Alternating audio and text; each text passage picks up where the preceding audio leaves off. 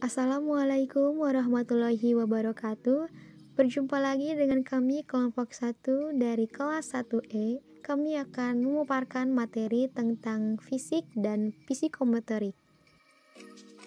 Sebelum masuk ke pembahasan, izinkan saya untuk memperkenalkan anggota kelompok 1 yang beranggotakan 10 orang, yaitu Jamila Agustin Umu Solih dengan NIM 2007544, Isna Leviana RA dengan NIM 2007930, Ula Waliyah Kulthum dengan NIM 2008247, Devi Asriani dengan NIM 200730, Amalia Rizky Wandani dengan NIM 208273, Wulan Nur Afifah dengan NIM 208331, Ratna Tiara Sari dengan NIM 208638, Nida Hanifah dengan NIM 208653, Sabian Nur Aprilia dengan NIM 209018, dan Siti Adawiyah dengan NIM 2009045. Hal-hal yang akan kita bahas pada video kali ini terdiri dari 10 poin, yaitu pengertian perkembangan fisik, pengertian perkembangan psikomotorik, aspek menurut Kuhlen dan Thompson, karakteristik perkembangan fisik, karakteristik perkembangan psikomotorik, faktor yang mempengaruhi perkembangan fisik, faktor yang mempengaruhi perkembangan psikomotorik, tujuan psikologi perkembangan fisik dan psikomotorik, perkembangan fisik dan psikomotorik anak usia sekolah dasar, dan yang terakhir ada cara mengkondisikan pembelajaran dengan mempertimbangkan fisik dan psikomotorik peserta didik. Assalamualaikum warahmatullahi wabarakatuh. Perkenalkan, nama saya Wulan Nur Afifah dengan NIM 2008331 akan menjelaskan apa itu perkembangan fisik. Perkembangan adalah bertambahnya kemampuan atau skill dalam struktur dan fungsi tubuh yang lebih kompleks dalam pola yang teratur dan dapat diramalkan sebagai hasil dari proses pematangan. Fisik atau tubuh manusia merupakan sistem organ yang kompleks dan sangat mengagumkan. Semua organ ini terbentuk pada periode pranatal atau dalam kandungan. Perkembangan fisik atau yang disebut juga pertumbuhan biologis merupakan salah satu aspek terpenting dari perkembangan individu yang meliputi perubahan-perubahan dalam tubuh seperti pertumbuhan otak, hormon, dan lain-lain, dan perubahan dalam cara-cara individu menggunakan tubuhnya seperti perkembangan keterampilan motorik dan perkembangan seksual, disertai perubahan dalam kemampuan fisik seperti penurunan fungsi jantung, penglihatan, dan sebagainya.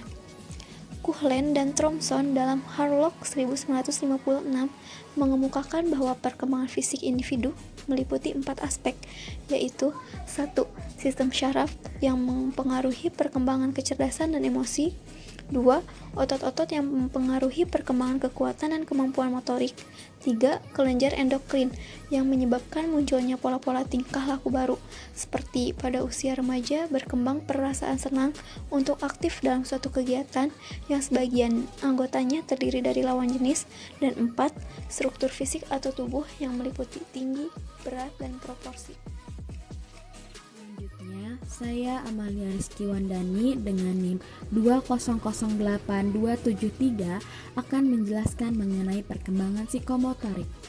Perkembangan psikomotor adalah perkembangan mengontrol gerakan-gerakan tubuh melalui kegiatan yang terkoordinasi antara syaraf pusat dan otot.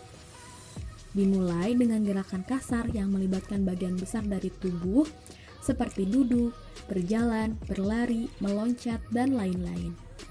Kemudian dilanjutkan dengan koordinasi gerakan halus seperti meraih, memegang, melempar, dan sebagainya yang keduanya diperlukan dalam kehidupan sehari-hari sebagai suatu yang wajar. Pencapaian kemampuan tersebut mengarah pada pembentukan keterampilan. Perkenalkan, saya Devi Asriani dengan NIM 2006370. Di sini saya akan menjelaskan tentang perkembangan fisik individu menurut Kuhlen dan Thompson tahun 1956. Ada 4 aspek, yaitu yang pertama, sistem syaraf. Sistem syaraf sangat mempengaruhi perkembangan kecerdasan dan emosi. Yang kedua, otot-otot. Otot-otot berpengaruh terhadap perkembangan kekuatan dan kemampuan motorik.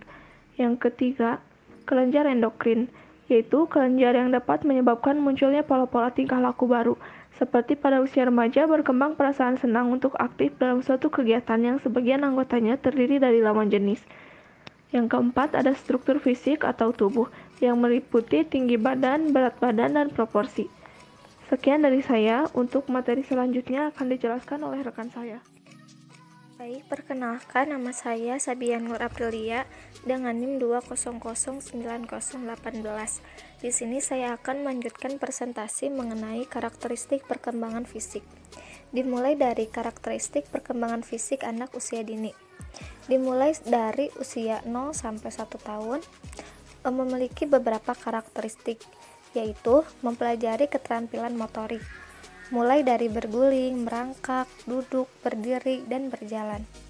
Ada juga mempelajari keterampilan menggunakan panca indera, seperti melihat atau mengamati, meraba, mendengar, mencium, dan mengecap dengan memasukkan setiap benda ke dalam mulutnya. Selanjutnya ada usia 2-3 tahun. Pada masa ini, anak sangat aktif mengeksplorasi benda-benda yang ada di sekitarnya. Dan anak juga mulai mengembangkan kemampuan berbahasanya yang diawali dengan berceloteh, kemudian 1-2 kata dan kalimat yang belum jelas maknanya. Selanjutnya di usia 4-6 tahun. Berkaitan dengan perkembangan fisik, anak sangat aktif melakukan berbagai kegiatan. Hal tersebut sangat bermanfaat untuk mengembangkan otot-otot kecil maupun besar. Perkembangan bahasa juga semakin membaik. Anak sudah mampu memahami pembicaraan orang lain dan mampu mengungkapkan pikiran dalam batas-batas tertentu. Selanjutnya yaitu usia 7-8 tahun. Pada usia ini, anak mulai menyukai permainan sosial. Anak juga mulai melepaskan diri dari otoritas orang tuanya. Hal ini ditunjukkan dengan kecenderungan anak untuk selalu bermain di luar rumah dan bergaul dengan teman sebayanya. Dan untuk perkembangan emosional juga sudah terbentuk dan tampak sebagian dari kepribadian anak. Yang kedua ada perkembangan fisik pada remaja. Pada masa remaja sering disebut dengan masa pubertas. Adapun perkembangan fisik pada laki-laki yaitu tumbuh jakun, suara membesar, dada terlihat bidang, tumbuh rambut pada bagian-bagian tertentu. Sedangkan untuk perempuan mulai tumbuhnya payudara, panggul mulai membesar, dan pada tahap ini juga perubahan emosional sudah mulai ada pada masa remaja. Untuk yang terakhir yaitu ada karakteristik perkembangan fisik pada dewasa. Perkembangan fungsi aspek-aspek fisik orang dewasa terus berjalan sesuai dengan jenis pekerjaan, pendidikan, dan latihan serta hobi-hobi aktivitas fisik. Perkembangan ini tergantung pada pengetahuan dan informasi yang dikuasai. Semakin tinggi dan luas ilmu pengetahuan dan informasi yang dimiliki, semakin tinggi kualitas kemampuan berpikir juga. Pada masa dewasa, berlangsung pengalaman moral. Melalui pengalaman moral, orang dewasa mengubah pemikiran moral menjadi perbuatan moral. Bekerja untuk mengembangkan karir merupakan tuntutan dan karakteristik utama dari masa dewasa. Selanjutnya, perkenalkan, nama saya Jamila Agustin Umusoli dengan NIM 2007544. Kali ini saya akan menjelaskan tentang perkembangan psikomotorik. Jadi karakteristik perkembangan psikomotorik ini sama halnya dengan perkembangan fisik. Karakteristik perkembangan psikomotorik ini juga mengalami perbedaan tiap tahun atau fase perkembangannya. Adapun karakteristik perkembangan psikomotorik pada masa anak usia 3 tahun itu, yang pertama, tidak dapat berhenti dan berputar secara tiba-tiba atau secara cepat, dapat melompat 15-24 inci, dapat menaiki tangga tanpa bantuan dengan berganti kaki, dapat berjingkrak. Yang kedua, karakteristik perkembangan psikomotorik pada anak usia 4 tahun. Yang pertama yaitu lebih efektif mengontrol gerakan berhenti, memulai dan berputar, dapat melompat 24-33 inci, dapat menuruni tangga dengan berganti kaki, dengan bantuan dapat melakukan jingkrak 4-6 langkah dengan satu kaki. Yang ketiga yaitu karakteristik perkembangan psikomotorik pada anak usia 5 tahun. Pada usia 5 tahun ini dapat melakukan gerakan start, berputar, atau berhenti secara efektif, dapat melompat 28-36 inci, dapat menuruni tangga tanpa bantuan, berganti kaki, dan dapat melakukan jingkrak dengan sangat mudah. Lalu yang keempat ada karakteristik perkembangan psikomotorik pada masa anak usia 6-12 tahun. Nah, pada masa anak perkembangan ini, keterampilan dapat diklasifikasikan menjadi 4 kategori. Yang pertama yaitu keterampilan menolong diri sendiri. Contohnya, anak dapat makan sendiri, mandi, berpakaian sendiri, dan lebih mandiri gitu. Yang kedua, keterampilan dalam menolong orang lain. Contohnya seperti membersihkan tempat tidur, membersihkan debu, menyapu, mengepel, dan lain-lain. Yang ketiga ada keterampilan sekolah, yaitu dengan mengembangkan berbagai keterampilan yang diperlukan untuk menulis, menggambar, melukis, menari, bernyanyi, dan masih banyak hal yang lainnya juga. Terus yang keempat ada keterampilan bermain. Nah, di sini anak belajar keterampilan seperti melempar, menangkap bola, naik sepeda, terus berenang. Nah, yang kelima karakteristik perkembangan psikomotorik pada remaja. Nah, keterampilan psikomotorik berkembang sejalan dengan pertumbuhan ukuran tubuh, kemampuan fisik, dan perubahan fisiologi mereka. Pada masa ini, laki-laki mengalami perkembangan psikomotorik yang lebih pesat dibanding perempuan. Kemampuan psikomotorik laki-laki cenderung terus meningkat dalam hal kekuatan, kelincahan, dan daya tahan. Secara umum, perkembangan psikomotorik pada perempuan terhenti setelah mengalami menstruasi. Nah, oleh karena itu, kemampuan psikomotorik laki-laki lebih tinggi dibandingkan perempuan.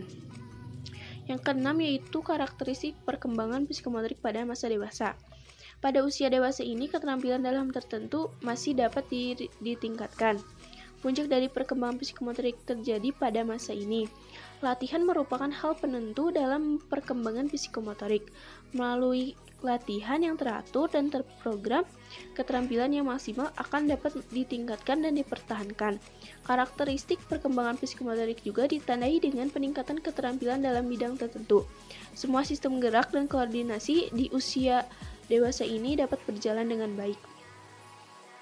Selanjutnya, saya Siti Adawiyah dengan NIM 2009045. Di sini saya akan menjelaskan beberapa faktor yang mempengaruhi perkembangan fisik peserta didik. Yang pertama yaitu keluarga, meliputi faktor keturunan maupun faktor lingkungan. Yang kedua, gizi.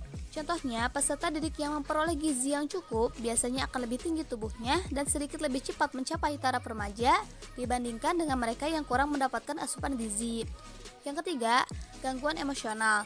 Contohnya, peserta didik yang terlalu sering mengalami gangguan emosional akan menyebabkan terbentuknya steroid adrenal yang berlebihan, dan ini akan membawa akibatnya berkurangnya pembentukan hormon pertumbuhan kelenjar pituitari. Yang keempat, jenis kelamin. Contohnya, peserta didik laki-laki cenderung lebih tinggi dan lebih berat daripada peserta didik perempuan.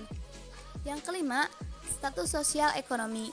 Contohnya, peserta didik yang berasal dari keluarga dengan status sosial ekonomi yang rendah cenderung lebih kecil daripada anak yang berasal dari keluarga yang status sosial ekonominya tinggi. Yang keenam, kesehatan. Contohnya, peserta didik yang sehat dan jarang sakit biasanya akan memiliki tubuh yang lebih berat daripada anak yang sering sakit. Yang ketujuh, pengaruh bentuk tubuh bangun atau bentuk tubuh, apakah mesomorf, ektomorf, atau endomorf akan mempengaruhi besar kecilnya tubuh peserta didik. Yang kedelapan, pertumbuhan dan perkembangan sistem syaraf. Pertumbuhan syaraf dan perkembangan kemampuan peserta didik membuat intelijensi meningkat dan mendorong timbul pola-pola tingkah laku baru. Yang kesembilan, pertumbuhan otot-otot. Peningkatan tonus atau tegangan otot peserta didik dapat menimbulkan perubahan dan peningkatan aneka ragam kemampuan dan kekuatan jasmaninya. Yang ke-10 ada perkembangan dan perubahan fungsi kelenjar-kelenjar endokrin. Berubahnya fungsi kelenjar-kelenjar endokrin seperti adrenal yang meliputi bagian atas ginjal dan memproduksi bermacam-macam hormon, dan kelenjar pituitari memproduksi dan mengatur berbagai hormon termasuk hormon pengembang indung, telur, dan sperma, juga menimbulkan pola-pola tingkah laku baru peserta didik ketika menginjak remaja. Yang terakhir merupakan perubahan struktur jasmani. Semakin meningkat usia peserta didik, akan semakin meningkat pula ukuran tinggi dan bobot serta proporsi. Perubahan jasmani ini akan banyak berpengaruh terhadap perkembangan, kemampuan, dan kecakapan motor skill anak.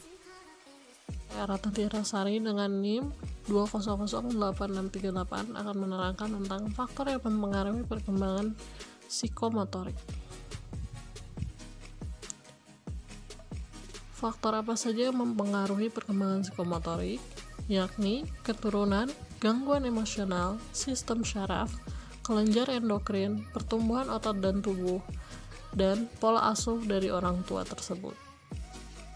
Perkenalkan, nama saya Fisna Leviana Revika Dahani dengan NIM 2007930. Di sini saya akan menjelaskan mengenai tujuan psikologi perkembangan menurut Harlock 1980.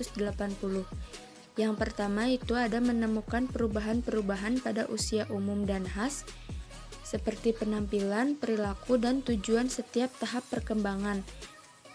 Yang kedua ada menemukan kapan perubahan-perubahan itu terjadi. Yang ketiga menemukan sebab-sebabnya. Yang keempat menemukan bagaimana perubahan mempengaruhi perilaku. Yang kelima menemukan dapat atau tidaknya perubahan itu diramalkan. Dan yang keenam menemukan apakah perubahan itu bersifat individual atau universal. Nama saya Ula Waliyah Kulthum dengan NIM 2008247. Di sini saya akan menyampaikan materi tentang perkembangan fisik dan psikomotorik anak usia sekolah dasar. Perubahan fisik atau pertumbuhan biologi yang dialami oleh anak usia sekolah dasar yakni umur 6-12 tahun. Perkembangan fisik meliputi perubahan-perubahan dalam tubuh. Menurut Seifert dan Hoffling, perkembangan fisik meliputi perubahan-perubahan dalam tubuh seperti pertumbuhan otak, sistem syaraf, organ-organ indrawi, pertambahan tinggi dan berat, hormon, dan lain-lain, dan perubahan-perubahan cara-cara individu dalam menggunakan tubuhnya, serta perubahan dalam kemampuan fisik. Bagi anak-anak usia sekolah dasar, perkembangan fisik merupakan hal yang penting. Ini dikarenakan akan mempengaruhi perilaku mereka sehari-hari, termasuk perilaku dalam belajar. Perkembangan fisik yang dimiliki oleh masing-masing akan mempengaruhi persepsi mereka pada dirinya sendiri dan orang lain. Artinya, anak-anak yang memiliki fisik yang ideal akan lebih percaya diri daripada mereka yang kurang ideal. Selanjutnya ada perkembangan psikomotorik usia anak sekolah dasar. Tujuan utama dari perkembangan psikomotorik anak sekolah dasar adalah anak mampu menggerakkan dan mengendalikan bagian tubuhnya dengan baik. Gerakan-gerakan yang dilakukan anak sekolah dasar merupakan koordinasi dari beratus-ratus otot yang rumit atau sering disebut dengan keterampilan motorik. Keterampilan motorik adalah gerakan-gerakan tubuh atau bagian-bagian tubuh yang disengaja, otomatis, cepat, dan akurat. Keterampilan motorik dibagi menjadi dua, yaitu motorik kasar dan motorik halus. Motorik kasar meliputi keterampilan otot-otot besar, lengan, kaki, dan batang tubuh seperti berjalan, melompat, berlari. Sedangkan keterampilan motorik halus merupakan otot-otot kecil yang ada di seluruh tubuh, seperti menyentuh dan memegang. Keterampilan psikomotorik untuk anak sekolah dasar, seiring dengan pertumbuhan fisiknya, mereka sudah mampu mengendalikan dirinya untuk melakukan keterampilan-keterampilan motorik yang lebih terkoordinir. mereka sudah mampu melakukan keterampilan motorik kasar seperti melempar bola, menangkap bola, berlari, berdiri, melompat, mengendarai sepeda, dan berenang. Mereka juga sudah mampu melakukan motorik halus seperti menulis, menggambar, dan menyulam atau menjahit. Keterampilan motorik bagi anak sekolah dasar merupakan suatu aktivitas yang menyenangkan. Hal ini disebabkan oleh otot-otot mereka mulai menumbuhkan fungsinya atau berkembang, sehingga mereka tidak dapat duduk diam dalam waktu yang lama. Artinya, anak-anak usia sekolah dasar masih lebih senang melakukan berbagai aktivitas fisik daripada berdiam diri. Saya Nida Hanifah dengan NIM 2008653 akan menjelaskan tentang cara mengkondisikan pembelajaran dengan mempertimbangkan fisik, psikomotorik peserta didik. Peran guru sangat penting dalam membantu peserta didik untuk mengoptimalkan perkembangan fisik dan psikomotoriknya. Dengan memahami karakteristik perkembangan fisik dan psikomotorik peserta didik, maka guru harus mampu mengkondisikan pembelajaran dengan mempertimbangkan karakter fisik dan psikomotorik peserta didik dengan cara: pertama, guru lebih memahami dan menghargai perbedaan individual anak, khususnya karakteristik fisik. Misalnya, anak yang tinggi dan pendek, gemuk dan kurus, dan lain-lain. Semua harus mendapat tempat yang benar di dalam hati guru dan mendapat perlakuan yang sama. Yang kedua, orang tua dan peserta didik harus selalu diingatkan tentang pentingnya makanan bergizi untuk pertumbuhan fisik peserta didik, khususnya makanan 4 sehat 5 sempurna, bukan makanan yang dibeli siap saji. Yang ketiga, media pembelajaran yang digunakan harus bervariasi dan yang bisa secara langsung menstimulasi fisik dan psikomotorik anak, misalnya media 4 dimensi. Yang kelima, guru harusnya lebih banyak memberikan stimulasi supaya mempercepat kematangan perkembangan psikomotorik peserta didik, misalnya pemberian layanan pengajaran dan bimbingan. Yang kelima, guru mendorong siswa menentukan pilihan-pilihan sendiri untuk meningkatkan pertumbuhan. Misalnya, untuk tumbuh menjadi lebih dewasa, anak remaja harus aktif mencari lingkungan dan pengalaman yang sesuai dengan kemampuan naturalnya, dan guru mengambil posisi kunci untuk menolong mereka menggunakan dan mengembangkan bakat-bakat mereka. Yang keenam, lingkungan pendidikan harus menyediakan ruang untuk bermain bagi peserta didik. Dengan bermain, mereka mempelajari segala hal yang terpenting mampu melatih fisik dan psikomotorik mereka. Hal itu juga bisa meminimalisir mereka menggunakan permainan yang menggunakan handphone yang justru berbahaya bagi perkembangan fisik dan psikomotorik mereka. Terima kasih telah menyimak video ini hingga habis. Mohon maaf bila ada salah kata. Hanya itu yang dapat kami paparkan. Wassalamualaikum warahmatullahi wabarakatuh.